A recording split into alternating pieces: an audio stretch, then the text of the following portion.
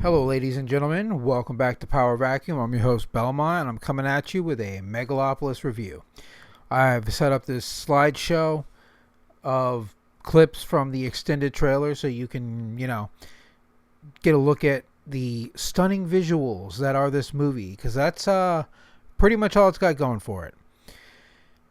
This is not going to be spoiler free. There will be spoilers in this. I'll probably blurt them out randomly so you have been warned, but this was a acid trip mess of a movie. Like, it was just all over the place. I heard a rumor that Francis Ford Coppola had to take a bunch of weed breaks during the filming of this. And I think I understand why, I think I understand why he was high when he wrote this, because he had to have been. This is insane. This movie is so wild. Normally I like dystopian movies, and I thought this was going to be a dystopian movie, because this guy is trying to build the perfect city, the utopia, as it were. And that's Adam Driver's character. He's the one trying to build the utopia. Calls it Megalopolis, and spoiler alerts, he just does. He just builds it. Yeah, like he succeeds in his goal. And he doesn't really face any challenges or adversity. They try to say he does, but nothing stops him. Nothing really gets in the way. And it was weird. And normally I like weird movies. I think my problem was, from the trailer, I was expecting this to be kind of like a mix of What Dreams May Come and well, not even that, really. It was more like Dark City with more sunlight. I guess you like Light City instead of Dark City, where I thought this guy was gonna have this ability to generate this city or whatnot, because he just has these unexplained time stopping powers that they show several times, and then he briefly loses them and immediately gets them back. There's really no stakes in the movie. There's no real plot other than guy wants to build city and does it. There's no character development whatsoever. The only character you might say that has some development isn't even real development. It's like forced development, because it's like one of the antagonists. There's several antagonists in it. There's no real main antagonist. They keep saying this one guy's the main antagonist, but then like the cousin of the main character is also an antagonist.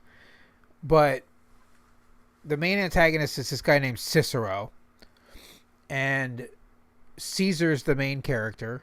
It's obviously heavily inspired by Shakespeare, but Cicero, just basically the only character development he has is he doesn't like Caesar, then he has to like him in the end because his daughter tells him to, and that's it. That's how it works. Your daughter says so you have to do it. It's really weird. But, that fits with the theme of this movie, because it's a weird-ass movie. And they kind of had me going in the first half, because he had these weird time-stopping powers. He's trying to build this, utopian city, and all these forces are working against him. So I'm like, okay, this is going to be kind of like your classic, betrayal / murder mystery, maybe. It's what it seemed like they were setting it up to, and then none of it really panned out. There was a little bit of betrayal, but it immediately gets reversed. There was an attempt on his life, but then they bond him with that miracle material that he's building his city out of and that he discovered, and he just is like a god briefly, and can hypnotize people or something. It's weird. It's super weird. It's kind of a story about the hubris of man, with a sprinkling of every major Shakespeare play on an acid trip. That's how I would describe this movie. Let me reiterate that. The hubris of man, with the moral lessons of every Shakespeare play on acid. Because he has elements of Hamlet. Well, he just straight up quotes Hamlet. Right, he does the entire "to be or not to be" speech. So he quotes Hamlet. There's elements of Taming of the Shrew. There's obviously elements of Caesar. There's even a "why oh why won't somebody rid me" line. There's elements of King Lear, elements of Midsummer's Night Dream. It's just like Shakespeare's greatest hits, but Francis Ford Coppola, I'm stoned out of my mind style. It's not a terrible movie. It's not a good movie either. It's real middle of the road. Like, I'd probably give this like a 4.5 out of 10. Just because I left the theater feeling confused, and for somehow it's got this magical ability to make time slow down, because I felt like I was in the theater for 4 hours, and it's got a runtime of like 2 hours and 20 minutes. But I was just like, holy crap, how long is this movie? It's just going on forever. Every scene is drawn out. Every scene like takes its time. They're like, let the chili set kind of thing, and it's bad chili because it doesn't mix well. There's just a bunch of nonsense. There's a bunch of random non sequitur scenes that don't really tie in. There's a couple of hilarious parts, but they all involve Aubrey Plaza's character, who's like named WoW Platinum or some dumb shit like that.